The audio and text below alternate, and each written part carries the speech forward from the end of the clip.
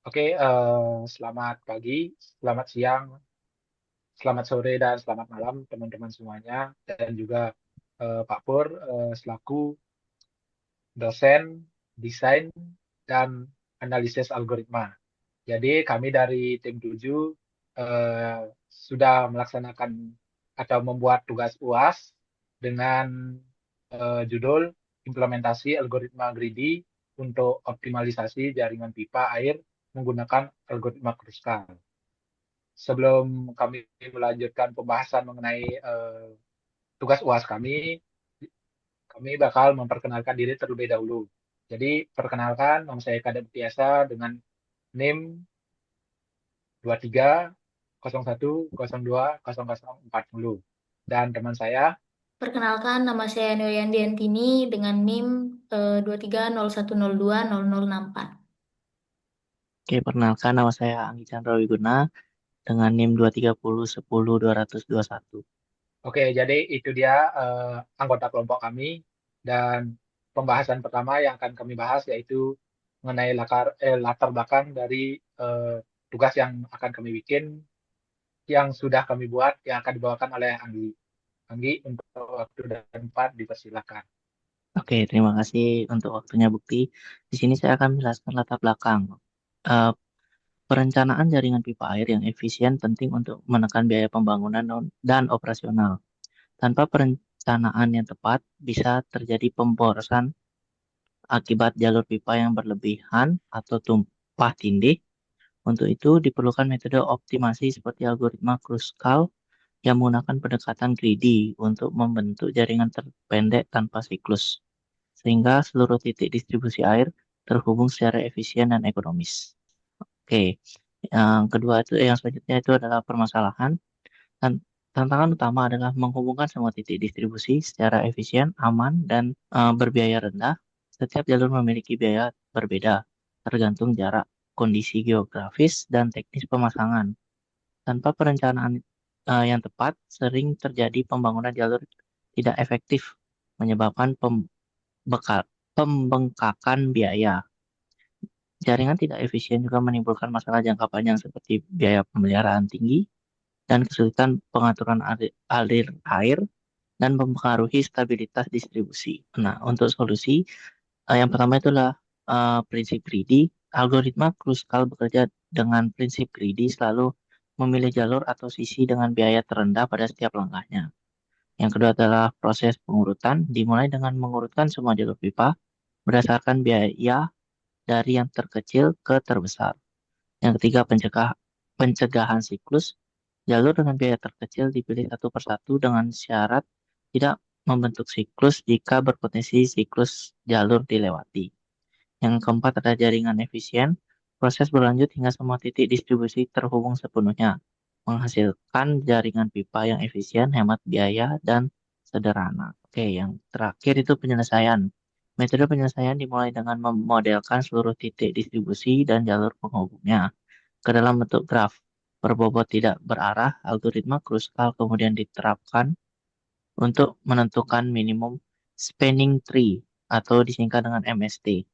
Yang pertama adalah pengumpulan data, yang kedua pemodelan graf, yang ketiga pengurutan sisi, yang keempat pemilihan sisi bertahap, dan yang terakhir pengulangan hingga terhubung.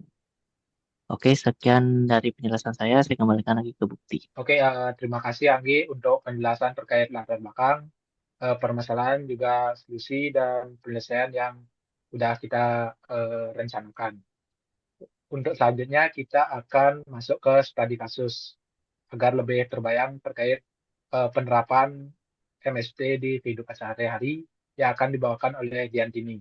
Oke, Diantini, waktu dan tempat dipersilakan. Baik, terima kasih atas waktunya, Bukti. Nah, di sini saya akan menjelaskan mengenai studi kasus, di mana sebuah desa berencana membangun jaringan pipa air bersih untuk menghubungkan 11 titik distribusi air, yaitu dari titik A ke titik K.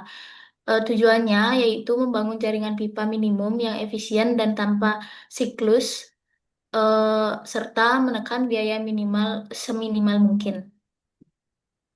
Nah, di sini ada studi kasusnya yaitu titik dan jumlah bobotnya. yaitu ada titik A ke B memiliki bobot 3, titik A ke D memiliki bobot 5, titik B ke C memiliki bobot 2, titik B ke E memiliki bobot 4, titik C ke F memiliki bobot 3, titik D ke E memiliki bobot 6, titik D ke G memiliki bobot 2, titik E ke F memiliki bobot 1, titik E ke H memiliki bobot 7, titik F ke I memiliki bobot 8, titik G ke H memiliki bobot 3, titik H ke I memiliki bobot 2, titik I ke J memiliki bobot 4, titik J ke K memiliki bobot 7, maaf 1, dan yang terakhir yaitu titik G ke K memiliki bobot 6. Nah, kita akan menyelesaikan dengan beberapa langkah. Yang pertama yaitu mengurutkan bobot. Nah, di sini sisi diurutkan dari bobot yang terkecil, di mana sisi EF dan JK memiliki bobot 1, sisi BC, DG, dan HI memiliki bobot 2, sisi AB, CF, dan GH memiliki bobot 3, sisi BE dan IJ memiliki bobot 4, sisi AD memiliki bobot 5, sisi DE memiliki bobot 6, sisi EH memiliki bobot 7, dan sisi FI memiliki bobot 8. Langkah kedua yaitu memilih sisi dari bobot 1, yaitu sisi FE dan JK. Di mana di sini ada sisi EF dan JK. Ini kita pilih karena tidak membentuk siklus atau sirkuit. Nah, untuk langkah kedua yaitu memilih bobot dengan jumlah memilih sisi yang memiliki bobot 2, di mana yaitu ada BC, eh, DG, dan HI. Nah, ini kita pilih semua karena tidak ada yang membentuk sirkuit.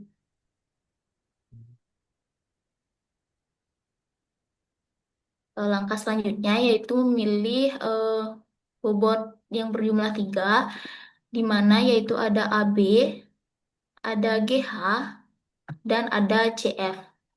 Nah, di sini kita pilih semuanya, yaitu yang sisi AB, GH, dan CF, karena sisi tersebut tidak membentuk sirkuit. Langkah selanjutnya yaitu memilih sisi dengan jumlah bobot 4, di mana jumlah bobot 4 yaitu ada IJ dan BE. Nah, ini kita pilih yang IJ saja, karena yang sisi BE itu akan membentuk sirkuit B, C, F, dan E.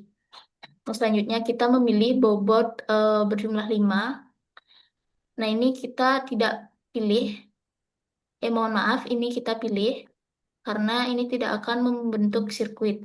Selanjutnya dengan bobot 6, yaitu ada sisi DE dan GK. Nah, ini tidak dipilih karena akan membentuk sirkuit. Yang DE akan membentuk sirkuit di sini dan GK akan membentuk sirkuit di sini. Maka sisi keduanya ini tidak dipilih. Selanjutnya ada sisi EH.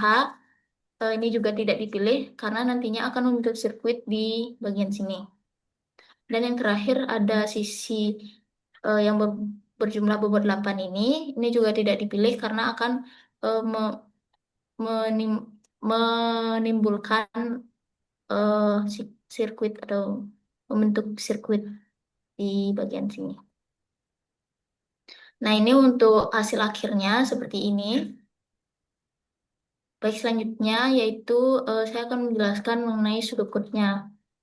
Nah, di sini langkah pertama yaitu G merupakan graf dengan himpunan titik V dan himpunan garis E. Yang pertama yaitu kita inisialisasi MST sebagai himpunan kosong. Setelah kita inisialisasi, selanjutnya kita akan membuat sebuah set terpisah untuk setiap titik di graf. Setelah itu, kita akan mengurutkan semua garis di GE berdasarkan bobotnya dari terkecil ke terbesar. Setelah mengurutkan garisnya tersebut, kita iterasi melalui garis yang sudah diurutkan. Nah, selanjutnya di sini ada proses di mana mengecek apakah U dan V berada di set yang berbeda atau tidak membentuk siklus.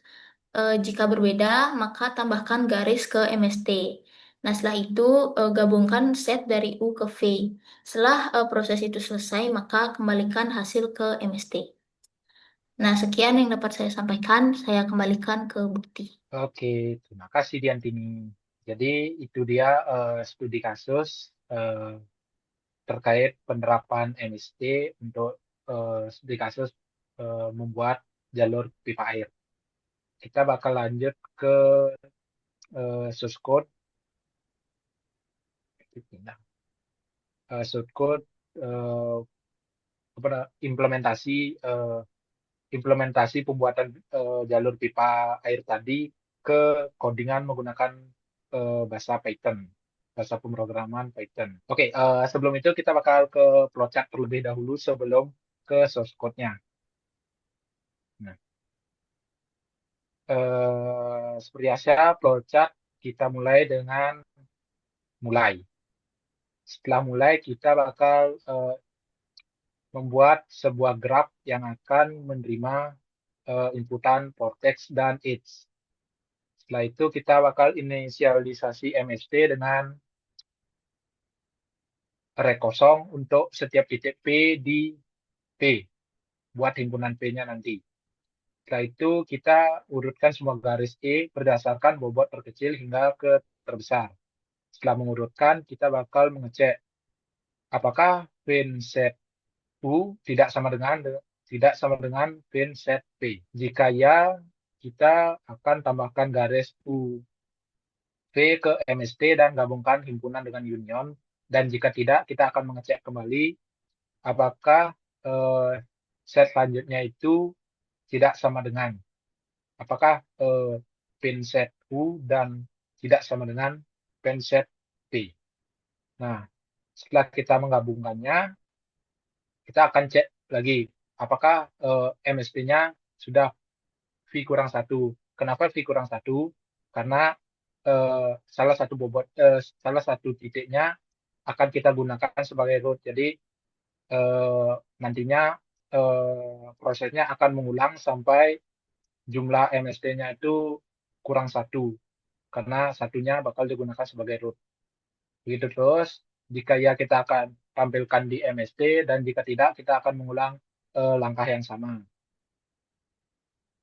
Setelah menampilkan MST, flowchart-nya selesai. Jadi flowchart-nya sampai di itu saja.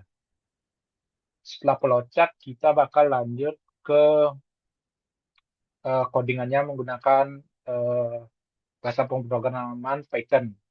Yang pertama, kita awalnya setiap objek adalah parent dari dirinya sendiri. Jadi setiap titik akan jadi parent atau membawa bobot aslinya. Setelah itu kita bakal menentukan root atau memilih root-nya dan akan di-set sebagai root menggunakan path compression untuk mempercepat menemukan titik root-nya. Setelah itu kita akan menggabungkan dua set yang berisikan I dan J. Itu akan mereturn jika true itu akan menggabungkannya, dan jika false sudah dalam satu set yang sama. Jadi akan mengecek jika garis yang dipilih itu sudah membentuk siklus ataupun belum. Kita bakal masuk selanjutnya, kita langsung masuk ke fungsi utamanya dari algoritma Kruskalnya. Yang pertama, kita bakal inisialisasi MST sebagai objek untuk menyimpan nilai dari MST-nya. Terus kita akan set juga bobotnya itu pertama itu adalah 0. Setelah men-set nilainya 0, kita akan urutkan garis berdasarkan bobotnya. Jadi kita bakal urutkan dari yang terkecil ke yang terbesar dengan short edge. Setelah itu kita iterasi mulai garis yang sudah diurutkan. Pertama kita bakal cek apakah garis ini akan membentuk sirkuit atau tidak, dengan meriksa apakah U dan P sudah dalam satu set yang sama. Selanjutnya, jika tidak membentuk sirkuit, gabungkan set mereka dengan union dan tambahkan garis ini ke MST. Terus optimasi berhenti jika MST sudah lengkap. Jadi jika vortex-nya udah mencapai vortex min 1, kita bakal selesaiin proses utamanya. Terus nanti bakal nge-return MST dari bobot-bobot yang tidak membentuk sirkuit serta total bobotnya. Terus di sini kita ada inisialisasi porteknya. Jadi kita masukin titik-titik dari porteknya. Tambahkan semua garis edge dalam format bobot titik 1 dan titik 2. Selanjutnya kita bakal inisialisasi portek, inisialisasi edge-nya seperti dari titik A ke titik D, bobotnya berapa, dan seterusnya. Setelah itu kita bakal buat sebuah function, bukan function sih, sebuah fungsi untuk mengecek apakah untuk mengecek atau menghapus duplikasi garis jika ada misalnya AB dan BA. Terus selanjutnya kita jalankan algoritma dan bakal nge-return atau nge-print eh, garis yang tidak membentuk sirkuit serta bobot dari sirkuit itu. Jadi untuk hasilnya itu bakal seperti ini, seperti outputnya, garis EF dengan bobot 1, CK dengan bobot 1, BC dengan bobot 2, DG dengan bobot 2, HI dengan bobot 2, AB dengan bobot 3, CF dengan bobot 3, GH dengan bobot 3, IC dengan bobot 4, dan AD dengan bobot 5. Jadi bakal ngeprint total bobot maksimumnya. Oke, setelah kita implementasikan ke bahasa pemrograman Python, selanjutnya kita bakal ngecek kompleksitas waktunya. Nah, untuk mengecek kompleksitas waktunya pada langkah awal kruskal, semua edge diurutkan berdasarkan bobot terkecil. Nah, untuk mengurutkannya kita menggunakan sort edge eh, dengan menggunakan algoritma sorting built-in yang biasanya ada di bahasa pemrograman Python.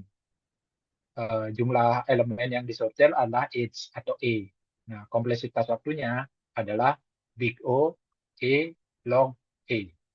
Atau bisa juga ditulis dengan big O, N, log N. Setelah H diurutkan, kita cek satu persatu. Apakah boleh ditambahkan ke MST-nya dengan melakukan looping dan mengecek satu persatu bobot yang dihubungkan, dan jika tidak membentuk X atau sirkuit atau atau sirkuit atau sirkuit, kita bakal masukkan ke unionnya. Nah, penjelasannya itu kita bakal memanggil di situ desu pen u dan desu pen p untuk meriksa apakah u dan p berada di komponen yang sama. Dan jika tidak sama, kita memanggil Desu Union untuk menggabungkan mereka. Terus untuk kompleksitas waktunya yaitu Big O, E kali Ackermann, V. Nah, jadi kompleksitas waktunya adalah untuk sorting yang pertama, untuk sorting is-nya yaitu Big O, E log E, atau Big O, N log N. Dan untuk proses fin atau unionnya adalah Big O, E, Ackermann, V. Nah, maka total kompleksitas waktunya adalah big O, E log N, tambah E Ackermann V. Dan karena Ackermann V-nya sangat kecil, kompleksitas ini disederhanakan menjadi big O, E log E, atau big O, N log N. Oke, setelah menghitung kompleksitas waktunya, kami mendapatkan kesimpulan bahwa algoritma Kruskal sangat efektif digunakan untuk merancang jaringan pipa air karena mampu menghasilkan jalur pendek dan juga efisien, menghindari pemborosan, serta mudah diterapkan dengan struktur graf dan teknik union find. Jadi itu dia presentasi kelompok kami, kelompok 7. Terima kasih atas perhatiannya. Apabila ada salah kata, kami mohon maaf. Sekian dari kelompok 7. Terima kasih. Dadah.